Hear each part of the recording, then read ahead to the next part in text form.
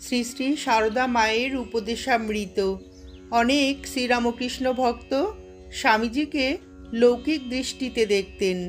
কায়স্থ বিশ্বনাথ দত্তের ছেলে নরেন্দ্রনাথ দত্ত তাহাদের কাহারও মনে উঠিত যে কায়স্থের ছেলে শ্রী শ্রী ঠাকুর ও শ্রী শ্রী মায়ের সহিত একই সঙ্গে পুজো প্রাপ্তির যোগ্য পাত্র কি। পূর্ববঙ্গেরই আর একদল ভক্ত তাহাদের আশ্রমের ঠাকুর ঘরে একই সঙ্গে একই সারিতে শ্রী শ্রী ঠাকুর শ্রী শ্রী মা ও স্বামীজির পট রাখিয়া পুজো করিতেন। একবার তাহারা বাগবাজারে মায়ের বাড়িতে মাতৃ সন্দর্শনে আসিয়াছেন।